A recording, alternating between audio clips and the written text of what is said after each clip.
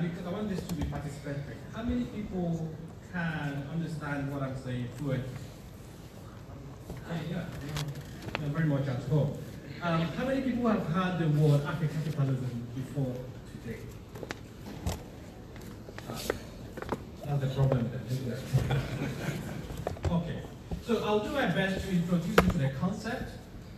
We had an interesting conversation yesterday, and somebody challenged me and said, well, instead of Afro-capitalism, why can't we talk of Afro-socialism? Which I thought was an interesting question, by the way, and it's something we'd like to also explore today. So this is more like an outline of what I will do. I'll give you an introduction, more like the story behind the word Afro-capitalism and the context in which it was used, and the attempts we've been making in academia to re-theorize it or give it an understanding or give it the wings it requires to permeate the academic side. And if time permits, because I know I'm standing between you and your social dreams, we'll then explore the implications for multinational firms in Africa. But otherwise, giving you the basic concept of Afro-capitalism should be sufficient. And I really want us to have good conversations. Because at the end of it all, I want to be challenged. So I don't have all the answers. So you push me and I push you. And at the end, probably we have a third alternative that may be better than where we started from. So how did this conversation start?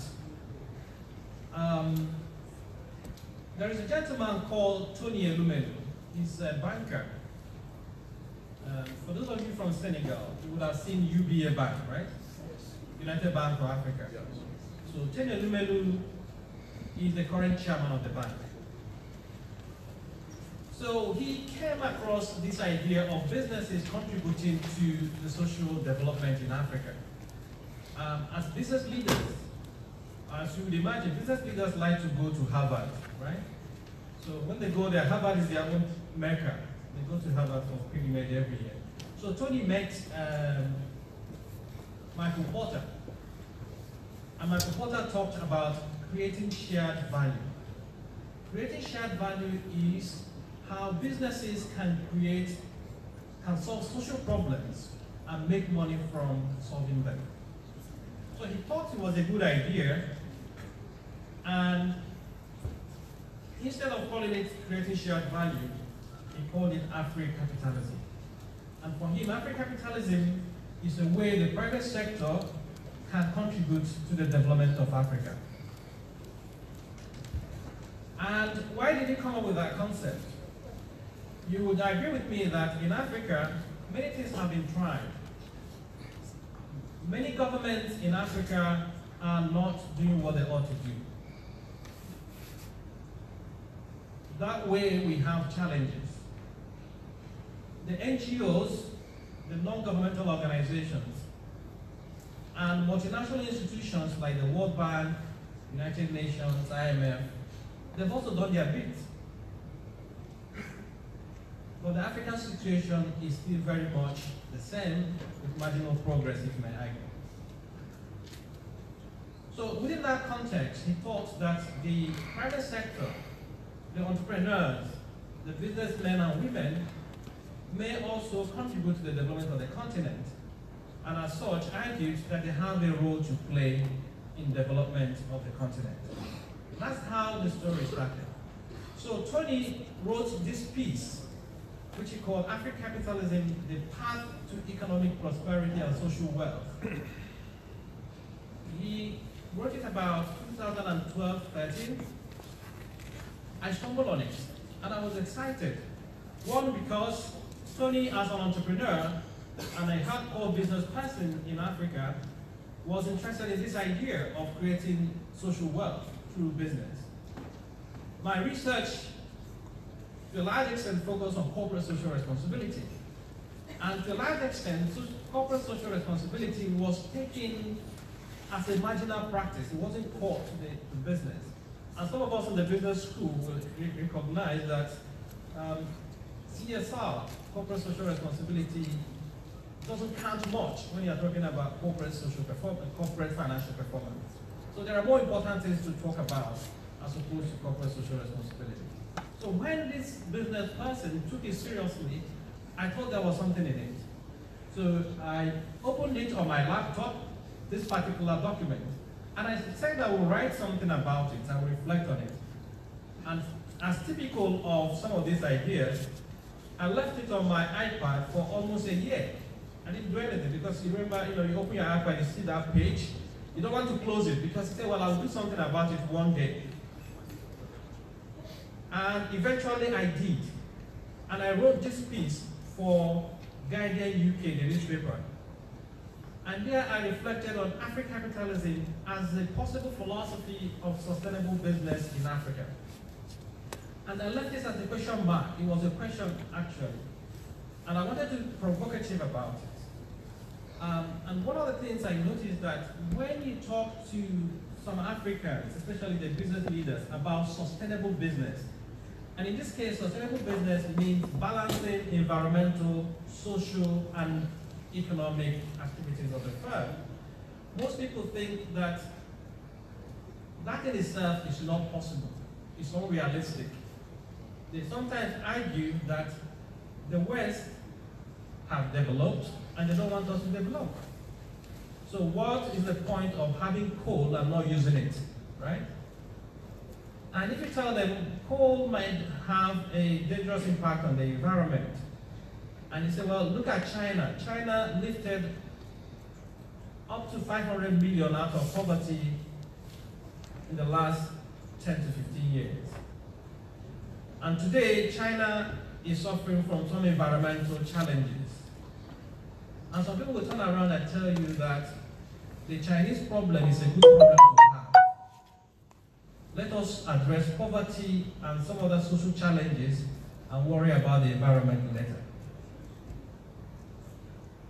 But I argue that the link between environmental success, or environmental performance and social performance, the link between the two is very obvious. Without the environment, we don't have a society to live in. Without society, there is no economy to service. So in that regard, one thing I found is that packaging the sustainable business agenda as Afrocapitalism is more powerful than just selling sustainability, right? So what I did was to put sustainability into Afrocapitalism and repackage it. And what happened, right? So when you talk to business leaders or managers in Africa about sustainability, they have what you may call mental distance. They don't connect to it as much. But when you talk to them about Afrocapitalism, I say Afrocapitalism is about using your economic powers to address Africa's problems.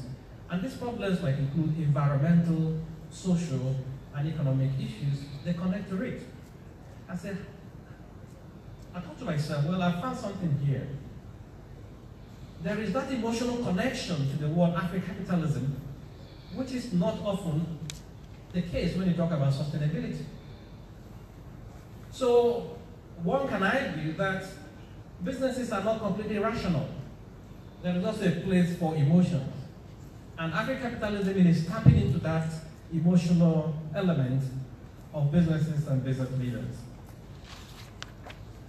So when I met, when Tony read my article, he asked for a meeting. And he asked me if I could help. Because at the end of that article, I wrote that Tony has done his bit as a business person. He now needs to step aside for academics to engage with the concept. He liked that idea. He said, well, how can you help us here then? And my PhD was on varieties of capitalism. I guess some of us might be conversant with that literature, comparative capitalism. Capitalism in France is different from capitalism in North America or in America. So my PhD was looking at how French companies and UK companies represented their stakeholders in their sustainability reports. And through that means I mastered the literature on varieties of capitalism. And at the end of my PhD, I was supervised by Colin Crouch. Some of you may be conversant with that literature, maybe also conversant with his name. I asked him, how then do we characterize capitalism in Africa? Because Africa in itself has a lot of influences from colonialism. So some parts of Africa, like where we are today, would to a large extent be shaped by the French tradition. I am from Nigeria. The Nigerian economic system and democracy, to a large extent, are shaped by British institutions. And institutions themselves are not neutral. Institutions carry with them ideas and philosophies and worldviews of the owners of the institutions. So I asked him then, how do we determine capitalism in Africa? And he said to me, Kenneth, we have done our own bit looking at capitalism in Europe. It's now your duty to go there and look at capitalism in Africa and characterize it. So that in itself empowered me to engage with Tony about this African capitalism, and he commissioned a research project which was led by Edinburgh University. And within that, one good thing he did was to ask us to partner with African business schools, and also to make sure that we have both the Francophone and the Anglophone regions. So in the Francophone space, we had Ivory Coast, which partnered with Durham University in the UK. So Edinburgh was coordinating it. Nottingham worked with Strathmore in Kenya, and Loughborough worked with Cape Town in South Africa. We also had York in Canada, which works closely with Lagos Business School in Nigeria. So what I want to do is to present to you some of the things we've found, right? So that research led to this journal paper. If you have not read it, is there, the African Journal of Management, and it's one of their most downloaded papers at the moment, I would say. It also led to a book project which was published by Cambridge University Press, and also one that came out last month, published by Routledge. So in the first book with Cambridge, we looked at the management practices from HR, marketing, finance, and explored how African capitalism can help shape our understanding of them. The second one was more of a macro approach, looking at African capitalism and some of the problems in Africa, including corruption, including regional integration, as well as the role of place in Africa. So, but how do we then place this conversation, bring it back into the literature? Because that's part of our mission, to find a way to mainstream the conversation in academia. And one of the points to connect to this is the literature on the role of firms as development actors. It's an intersection now between business studies and international development. What roles can firms play? Firms, businesses are no longer seen as the problem, as the source of some of the issues we have today, but they also can play a role in solving those problems. So it's a conversation that has moved from, on one hand, talking about AIDS, and on the other hand, talking about trade. I don't know, some of you might have heard about the work of Dambisa Moyo, so he's talking about debt aid in Africa, and how the aid is not terribly helpful. But within that conversation also, I'm using trade as a metaphor to represent the private sector. There's also the tension between philanthropy, which I've mentioned earlier, which is corporate social responsibility, and that's how it is often characterized within the African context. CSR as philanthropy, and then the business of business as business. So these are the tensions out there. But within that, there are some clarifications to be made. One is the conversation around private sector development, which we know very much. The World Bank, the IMF, and other international organizations are usually interested in creating an enabling environment for the private sector to thrive. That in itself is what I would call private sector development. And it's different from private sector in development. Once you create a business, you create jobs, you pay your taxes, and you provide goods and services. That in itself is a contribution to development. But private sector for development is where the primary purpose of the business is to contribute to a development agenda. And I want to argue that African capitalism is linked to, or is an expression of private sector for development. Because private sector development is about the institutional context, Private sector in development is more like an ad hoc, it's unplanned. You set up a business, you create positive impact.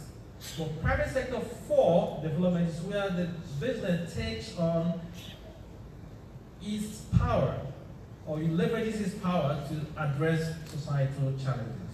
So Afro-capitalism fits into that third category, and is the private sector's commitment to the economic transformation of Africa. But it's also about a generation of private sector entrepreneurs who have the vision, the tools, and the opportunity to shape the destiny of the continent. So this is in itself a great challenge, because businesses, you would argue, have their interests on profits. Then why do you want them to solve societal problems? So when I looked at the initial document produced by Mr. Elumelu, it had everything in it. Talked about bottom of the pyramid, policy, entrepreneurship, creating shared value, as I mentioned earlier. It also talked about economic patriotism and catalytic or impact entrepreneurship. And I thought to myself, if we had all this is packed in Afro-capitalism, it would be difficult for it to go into the academia. The academia needs simplicity, it needs clarity, and it's that clarity that will help it fly. So we engage in this concept, the review horizon of it, and this is where we are at the moment. And one of the arguments I'm making with colleagues is that for Afro-capitalism to work, you also need Afri-consciousness. And Afri-consciousness is the view, and I'm describing it as a social mental awareness of Africa and our people, first as a continent made of human beings with genuine needs, before being a market with viable consumers. There is this framing of Africa as the last frontier of capitalism, as the last market. And if you frame Africa as a market, what does the market do? The market exploits. So we are saying that Afro-capitalism should bring the consciousness that Africa is not just a market, Africa is a continent made of people. And that probably will give capitalism a human face. And within that also, we argue that capitalism or Afro-capitalism is underpinned by some values. One is the sense of progress and prosperity. So we are not talking about lack of growth or lack of performance. We want businesses in Africa to succeed, to create progress. But at the same time also, we want them to have a sense of parity and inclusion. And here we're looking about how prosperity created by businesses can be shared. It's not about equality, but about equity. We're also looking at a sense of peace and harmony, how businesses can be at peace with the societies in which they operate, and at the same time also being at peace or in harmony with the environment in which they operate. But the last point which I would like to emphasize is that Afro-capitalism is about the sense of place. Coincidentally, I was talking to a private equity firm director here yesterday, and he said to me that we invest only in Africa. And I asked him why. And he said, where else do we have to go? We don't have any other place but Africa. And it's our duty to make sure that we contribute to the development of Africa through our investment decisions. And the point I'm also making here is that the sense of place needs to come back into strategy. It needs to come back into management, because globalization has created what I may call a sense of placelessness. Globalization has obliterated place, because countries now can move from one place to the other as long as they can get the benefits they want. So, but the Afro-capitalism agenda is to emphasize that place matters. So if you're a business in Africa, you need to pay attention to the place in which you do business. If you want to make decisions to import or export, consider the people and the place in which you do business. So in that case, Afro-capitalism tends to be unique compared to other practices or forms of capitalism. But we are also arguing that Afro-capitalism is a mindset, it's an orientation first and foremost. And that orientation has these elements I've covered: the sense of place, the sense of progress, the sense of parity, and sense of peace, which in itself will then inform the practices. And the practices will come together either as a policy level or practice level, talking about catalytic entrepreneurship, bottom of the pyramid, policy entrepreneurship, or even economic patriotism. And if you have these practices, then they will lead to sustainable economic development of the continent. So if you put it in a spectrum, so you will say that the antecedent, which is more like the orientation, leads to the practice of Afro-capitalism, which will ultimately translate to sustainable economic development. But the question to be asked here is then, what is unique about Afro-capitalism? And I will argue that sometimes we tend to conflate two things, confuse two things. One is capitalism as a set of practices with institutions, with materiality. And the other version is the idea of capitalism as an idea, as a discourse. And if you're conversant with the work of Vivian Schmidt, and she talks about discursive institutionalism. So that's where I see Afro-capitalism at the moment as a discourse which probably will have the ability to translate into practice and change practice. So Afro-capitalism is still very much an idea. We are beginning to see how it can shape practices, but at the moment, we can't characterize it completely as an existing practice because it's still work in progress. And if you look at it, the question might be, to what extent do ideas or discourses inform practices? That's a question for us as researchers who are interested in Afro-capitalism to see to what extent would this discourse have the agency to transform practices. When Adam Smith talked about capitalism, and today one can relate to Adam Smith as the father of modern capitalism, Adam Smith was a moral philosopher. He wasn't an economist. But he came up with an idea that captured people's imagination, and that idea in itself found a way into practice and institutions. So in other words, Afro-capitalism is not about capitalism in Africa, but it's about how an idea of an imagination of capitalism can contribute to transforming the existing practice of capitalism in the continent. So I don't think I want to go into this, but in a nutshell, what I'm arguing here is that multinational firms come with different benefits. They have not so been criticized.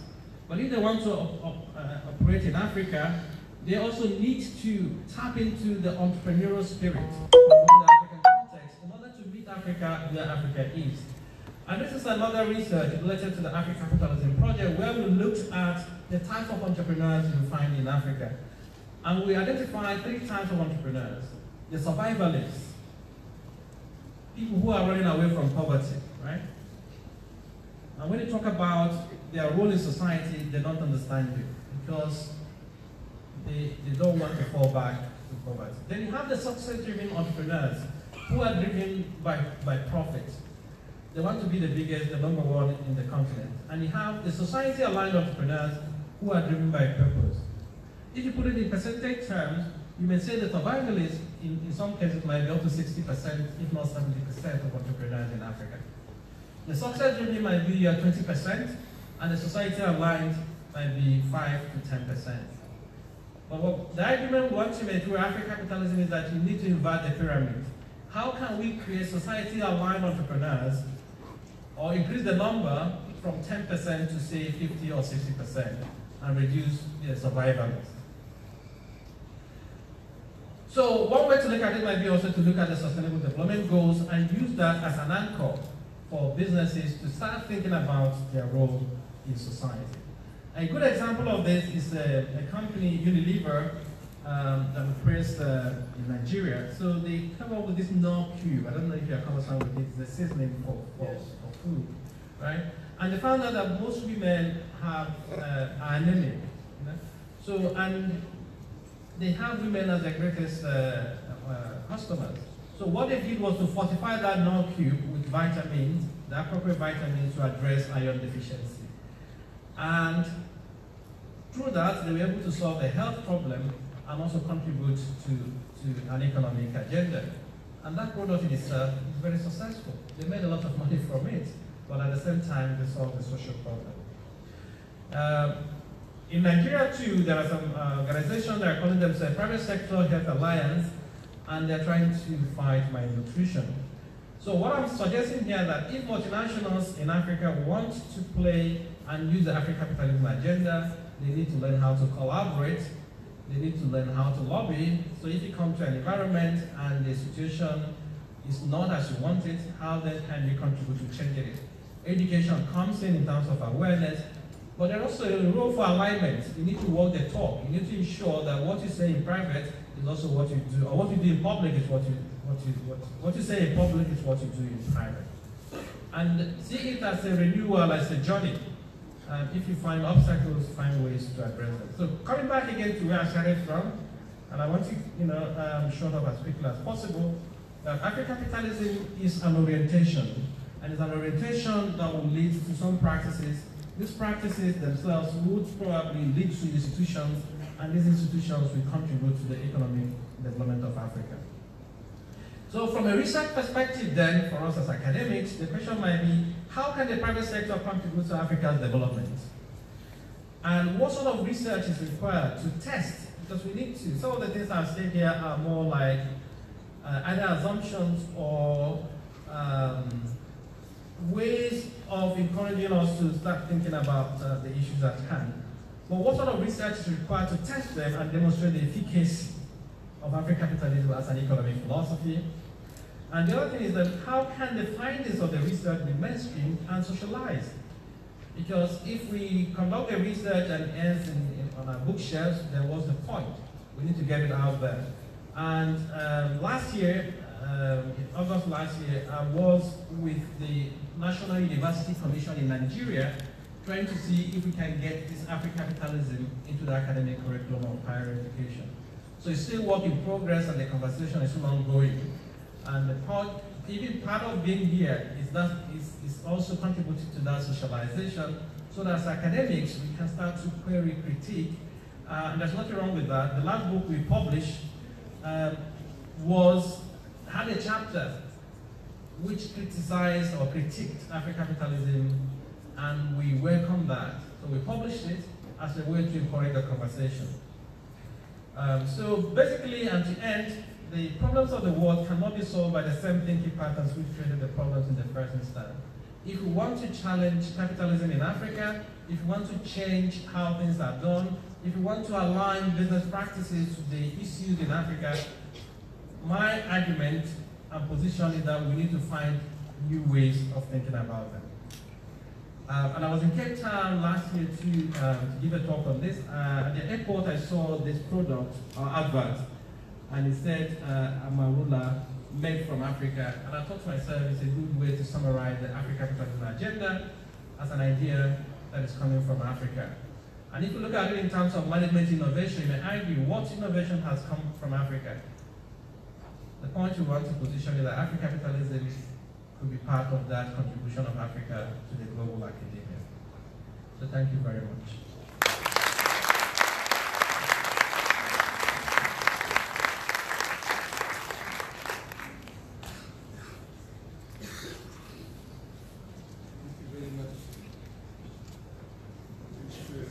Presentation, Dr. Kenneth.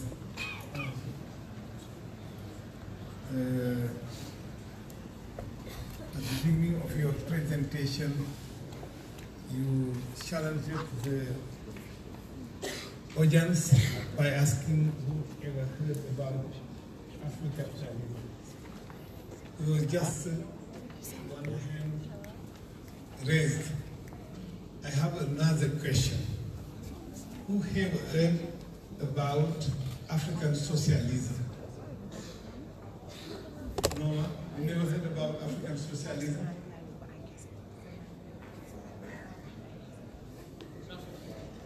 Yes. At least there is one who heard about African socialism. The presentation reminded me of the debate we had in the 70s and the 80s about scientific socialism and African socialism. And you made the assess and evaluation of this trajectory of the two philosophies. It looks like African socialism was more successful in Africa than scientific socialism. So I hope that this new philosophy and this new way of thinking that you are calling for I hope will be helpful for Africa.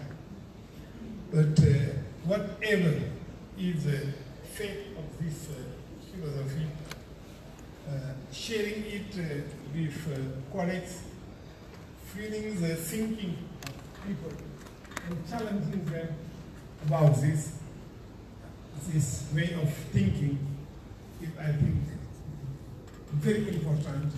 And even if we have not the answer of the question, having the good question is a good way of starting, is a very good starting point. And the end of your presentation, you were talking about this sentence from Einstein, that we need all the time to make what we call in French un pas de côté. When you are dancing with a partner, if you don't want to have an earth, you have to make a step aside, and you see things in another way. You will see things in another way. And that is what I think is very important in your presentation. And this, I would say, a territorialization of capitalism, taking into account the cultural, the political, and even psychological environment in which you are acting, you are working as an actor, even either you are a thinker or an entrepreneur or imam or whatever, or student or teacher, it is very important to take into account the environment. But our world is now a global world. While you are thinking you are in a local, you are in global at the same time. And it is very difficult to make this separation. But the question is, the question you are asking remind me the debate from late Samirani about deconnection. We are connected, and with the rules in which we are, it is very difficult to be winners. Because the rules are against us in the global arena. And like China, the Chinese made an active deconnection for a while before coming back.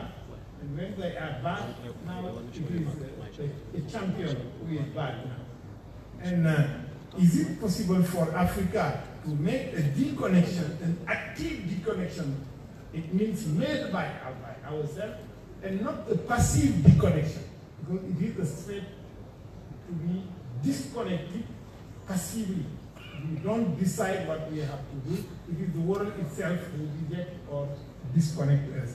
So it is just some way of contributing to this very important and new and challenging questions you ask to the audience, you ask to the association and expert in management, and I think you need more ovation. So I ask the audience.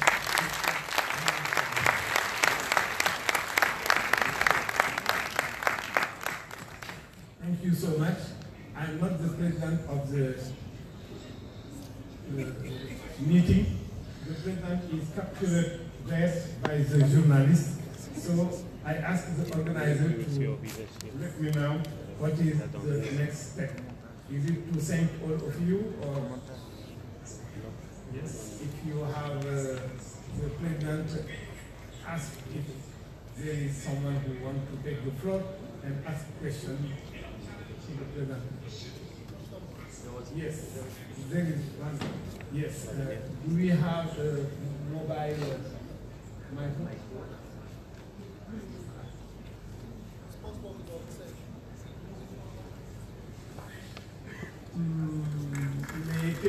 derrière, vous pouvez nous donner un micro baladeur?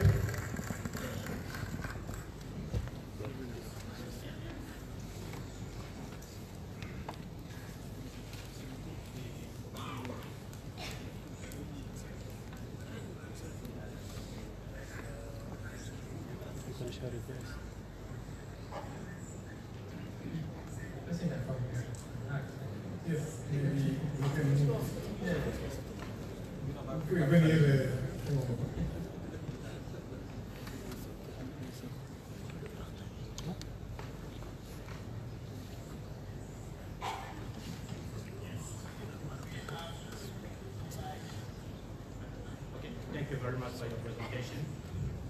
It was interesting for me, as I'm very interested in what you say concerning the problem of Africa and many other problems. I also appreciate the example you took concerning the Chinese problem. But I've got some questions concerning the African problem. Because I don't think the context is the same. We got a pretty lot of problem in Africa. It's maybe a chance for us, but I think it's also maybe some problem. When you presented the new concept, that concept dealing with capitalism connecting to Africa, we talk about the private sector, which is very interesting. What about the public sector in this presentation? What about local people in Africa? Because if you set up this new model to the African problem, to the African, as far as I'm concerned, we may be focused on the people, the local population, the African problem, and also we know, and I think everybody, you Africans or not African, you know that the public sector in Africa play an important role in our politics. No matter what you are or what you're going to say, we have got good example, good reading. But those initiatives sometimes fail because some politicians don't have to set up something which can help people. So I won't be so long because it's very passionate. I just want to say which is the place of the public sector, where is the place of the local population, and also you talk about stakeholders. We got also association and the other stakeholders in Africa. Can you please explain to us the role that those other people can play in the concept to develop it here? Thank you.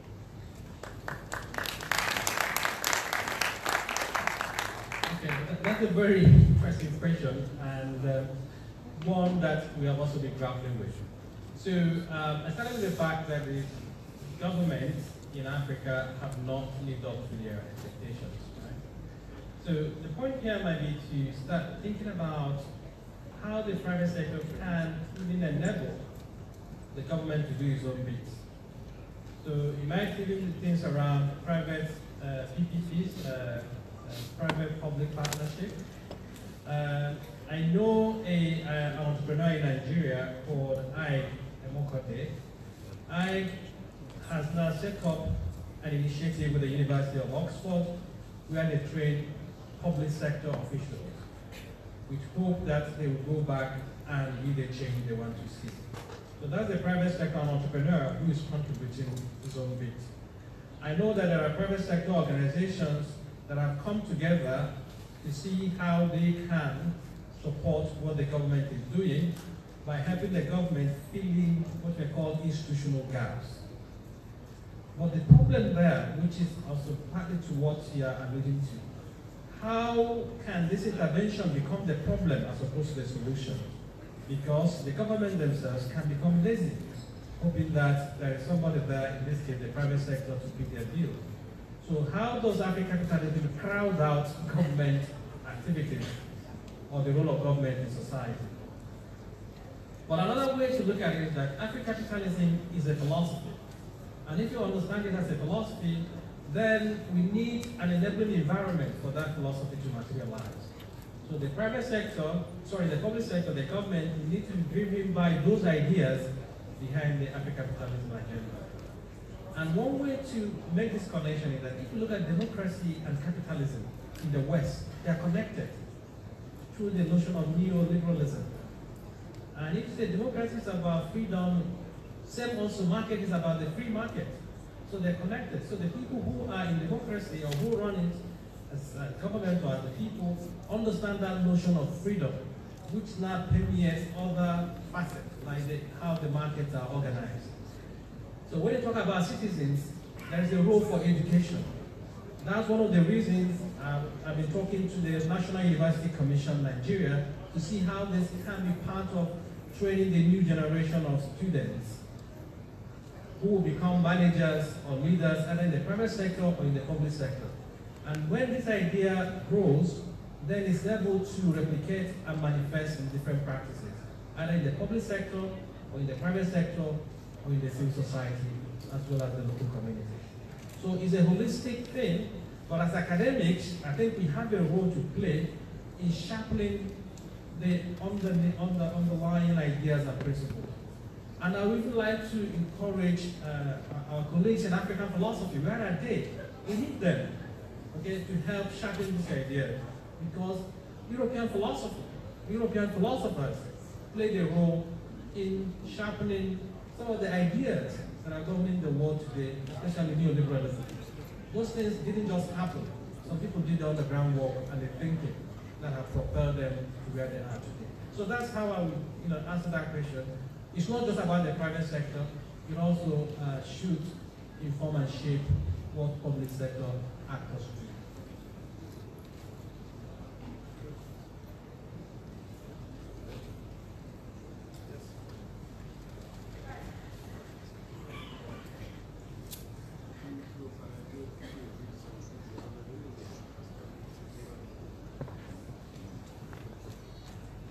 Okay, thank you, Professor, for this inspiring presentation and for the. I was very awaiting for this concept of for the explanation about this concept of Afro-capitalism. And my question is about you said that there should be an implication for multinational companies. This concept has implications for multinational companies. But we know that most of the companies that provide jobs in Africa are small or very small companies, right?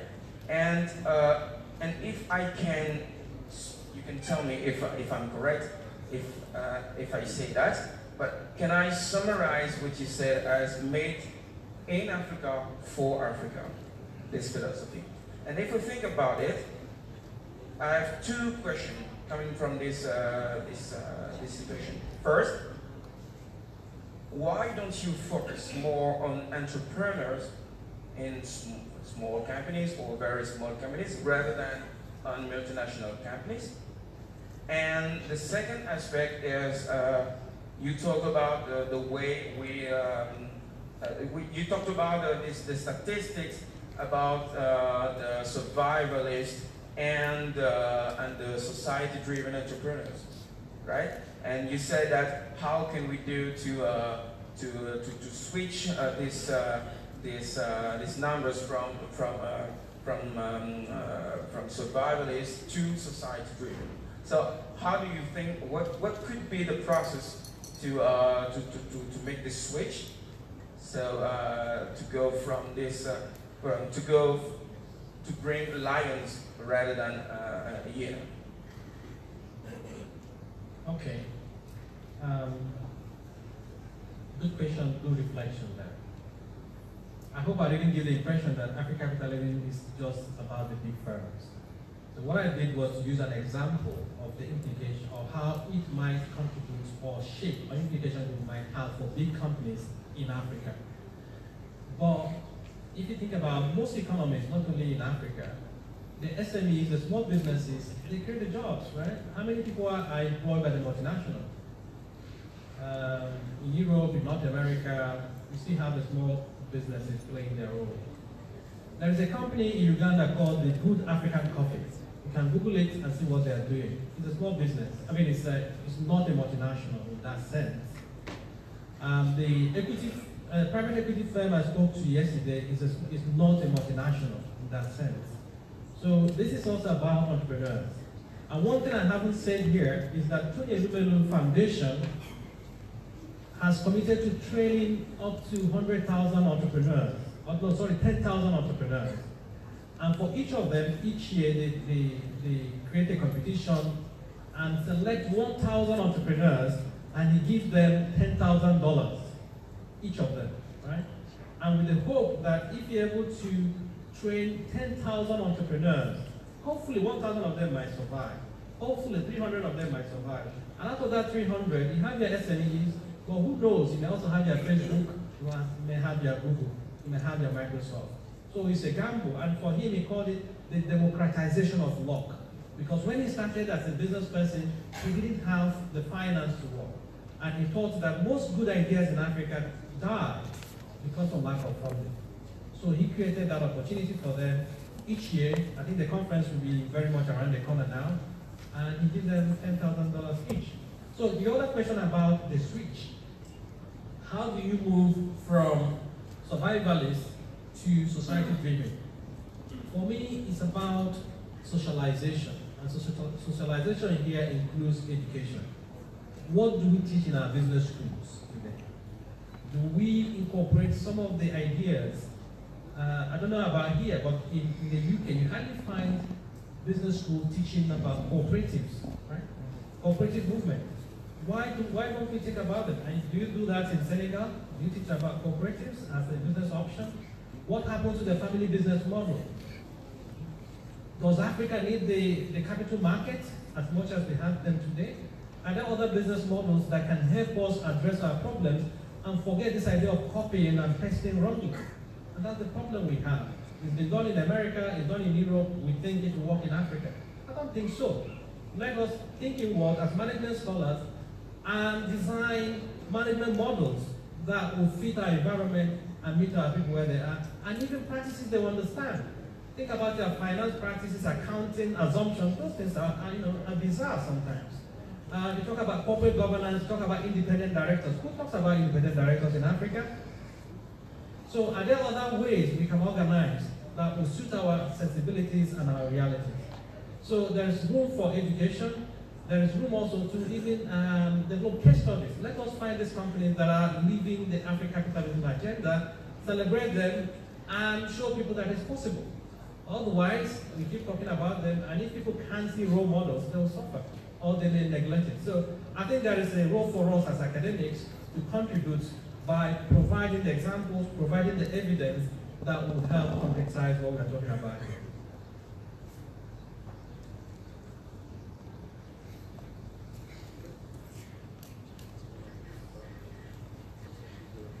There's someone behind, in order to have gender balance, right?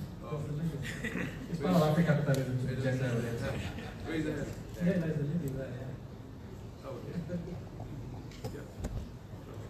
Thanks for your presentation. I am really, really happy to see someone at least who address this type of issue. And pardon my English, I'm not too fair. You just showed me that what they have been doing, thinking, planning is just all about Africa capitalism. Because I never knew that the word exists. But all what you say, the development you say, was what I'm doing. And there is something I want to ask. I believe that there is something lacking in the determinant of Africa capitalism. Yes, Africa capitalism, excuse me. Don't you think that attachment, belongingness is also a determinant of it? It's what? A determinant, because you present a determinant of Africa capitalism. Yes. And concerning the local population, someone just talked about, I think that when we talk about Africa capitalism, pardon, they are all concerned because we are creating private sector for Africa. Yes. And by doing so, we can include the local population into all our process. For example, if we are talking about agriculture, we may maybe take our primary resources from the local population, the farmers, and even create our own product to limit, for example, imported products, and all of that can help us also to solve our local problems. So, and there's also something you say that I really love. You said we have to use our own economic power to address Africa issues. And I think that we should all work into that. Thank you. Okay. So, thank you very much. And I'm happy you're interested in this area of research and what you have been doing falls within what we are calling Afro-capitalism. And to be sure, I mean, although the name or the title sounds new, but the practice might also be there. So one of the things we are doing through research is also identify companies that are already doing this without necessarily calling them Afro-capitalism. So see how they can contribute to the conversation. And the point you make about agricultural value chain, not only agricultural value chain, but other raw natural resources. If you look at it, Africa exports the commodities, right? So you export cocoa bean, it comes back to you as chocolate, and you pay a lot. Okay, you export cotton, and it comes back to you as second-hand clothes, right? So how can we create intermediate value, even if we are not at that point where we can get the finished good? How do we create intermediate value or capture value in that process and return some of that for Africa? In doing that, we contribute to economic development. And that in itself will reinforce the Afro-capitalism theory. Sometimes also people think it is easier to import certain things. That might be true, but a firm that has, or an entrepreneur that has an Afro-capitalism agenda may say, in the short run, I would import. But in the long run, I want the company I'm importing from to come into Africa and establish. And in order to do that, also, the government needs to create the enabling environment. But the other thing I want to talk about is that Afro-capitalism is not just for Africa. So it's not Afro-capitalism made in Africa for Africa. Other parts of the world can also learn from Africa if it succeeds. We talk about the Japanese way, the Toyota way. Why can't we talk about the Dangote way? Why can't we talk about the Senegalese way? Why can't we talk about the Nigerian way that has been internationalized and other people can learn from us? So Afro-capitalism can also be a management innovation developed in Africa and exported to the rest of the world. That's the agenda. It shouldn't only be for Africa. And some of the underpinning values there, from sense of belongingness, sense of prosperity, sense of harmony, and sense of peace. These are things or values that shouldn't be limited to Africa alone. Africa is in the world, and we talked about globalization earlier on. And I like this point about how can we disconnect, actively disconnect in order to come back, knowing that we are part of the globe. And Afro-capitalism in itself has to be interconnected to the global system. You don't want to be an Apple that says, I only have my products, I don't want to interface with other technologies. How do we develop Afro-capitalism that it can also speak to other economic systems around the world? That's also an agenda for us as academic researchers to keep that at the back of our mind and understand that Afro-capitalism is not about isolationism. It's about also how to prepare Africa to compete in the global space. Thank you very much.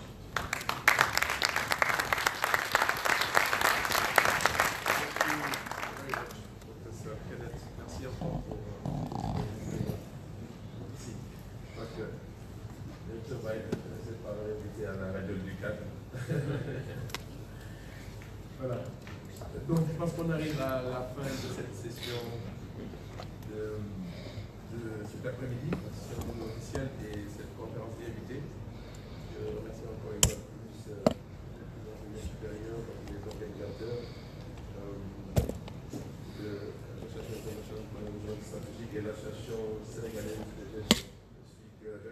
qui nous accueille ici. Et vous remercie tous d'être restés si tard. Donc vous terminez, peut-être donner la parole au président de l'AG.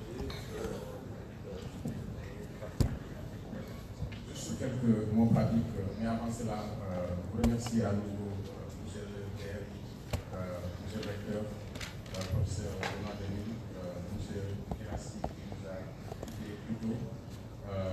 Mais je dois corriger une faute que j'ai commise tout à l'heure lors de mon discours. J'ai omis de remercier monsieur le directeur général de l'excellence universitaire africaine qui est ici présent et que je demande vraiment d'applaudir.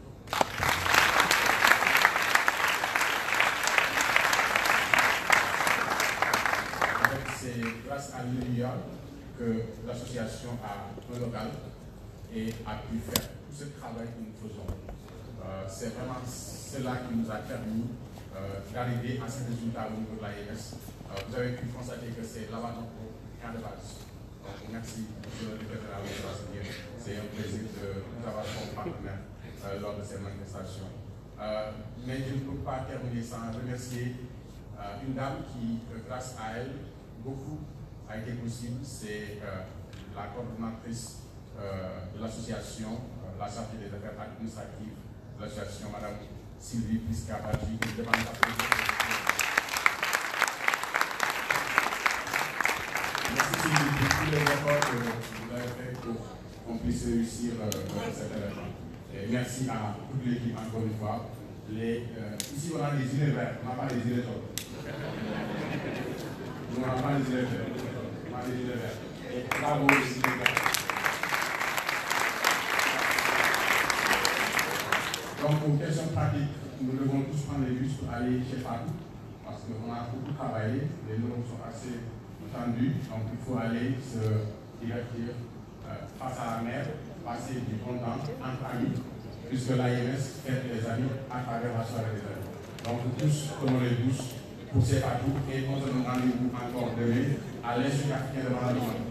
Vous avez le programme des bus qui vient pour vous chercher dans les différents hôtels pour vous amener à l'IAM pour la journée de la conférence de mai. Tout de suite, tous chez Fatou pour faire un peu de fête. Merci.